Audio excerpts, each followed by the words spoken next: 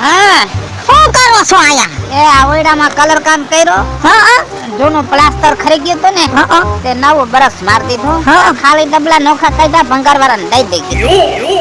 એ આ બે ડબલા રેવા દેજો. આના બબે 5-5 જી ભંગારવાળો દે ઈ પૈસા હું દઈ દઈ. મારે એકમાં ગુલાબ રોપી દઉં, એકમાં ગલગોટો રોપી દઉં તો શું છે? મારે ઉઠીને દીવાબત્તી કરવા હોય તો ભગવાનને એકાદું ફૂલડું સડાવા થાય. પણ આ લોટાના ડબલામાં ફૂલડા ન વવાય. ને આ કુંડાનો શું ભાવ છે? માટીના કુંડા લઈ લેવાય 20 રૂપિયાના 2 આવી જાય. આ 5-5 ના લેવા એના કરતા હારા કુંડા હોય તો શોભા દે ઘરમાં. પણ ઈ પવન નો ફૂરકો આવે તો ઈ કુંડું આડું પડે તો ભાંગી જાય. આને કઈ થાય નહીં. બહુ જીવનમાં હિસાબ કર્યો ભાઈ. આટલો લોભ ન કરાય, બધું પડ્યું રહે.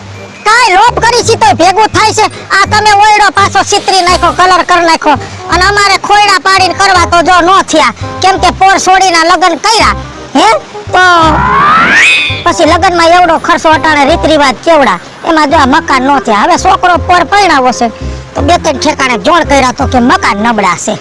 ઓહો હો તે સોડીના લગ્નમાં હું ખર્ચો કરી નાખ્યો. હરખો નથી જમણવાર કર્યો, નથી કોઈ હગાવાલાને હરખી પેરામણી કરી, નથી સોડીને પૂરો કરિયાવર દીધો અને ખર્ચો તેનો ખર્ચો તમે દીધો કરિયાવર. ગાડલું દીધું, શેટી દીધી, કબાટ દીધો, ટીપાઈ દીધી, ખુરશીઓ દીધી, ઠામણા દીધા, કન્યાદાનમાં ઘરેણું દીધું. ઈ હું તમે ગામ દઈ ગયા છો? અને તમે એમ કહો છો કે નથી પૂરા હગાવાલાને તેડાવ્યા. પણ હાયરો હાયર બધાયના લગન હોય એમાં હગાવાલાને હગમતે કીધું હોય તો પૂરા ન આવે. એમાં આપણે શું કરવું? બાકી જમણવાર તો હતો જ. છેલ્લે જમણવાર વહી જતી. અમે નિહાળે નો દે આવ્યા લાડવાન ગુંદી ગાંઠિયા. તે લાડવાન ગુંદી ગાંઠિયા તારા ડોહા દાડામાં હોય.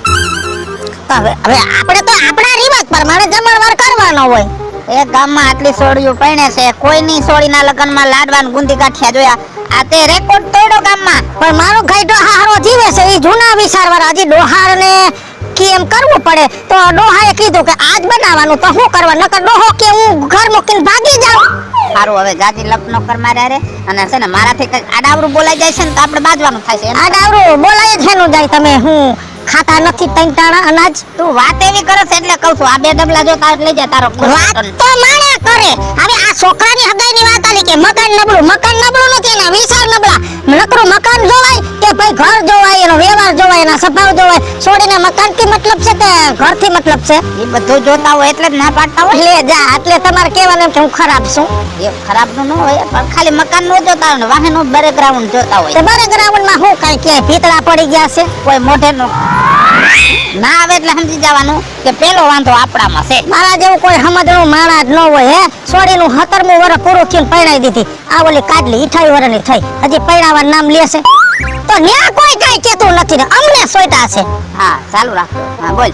ના ઈ પૂરું કરી દે. કોણ છે? ઈ તો મારો વેવાય છે. શું કે છે?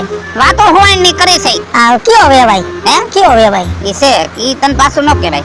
તો પૂછો ને, એકાદી છોકરી હોય તો વેવાય ને કઈ હગા માગું થઈ જાય. મારા છોકરા વેરાય ના ઈ ગાંડી છે. લે તમને તો વેવાય ને ભલામણ લે. આ વેવાય ને વાત કરવામાં વાંધો છે, પાછા કે ગાંડી છે. લે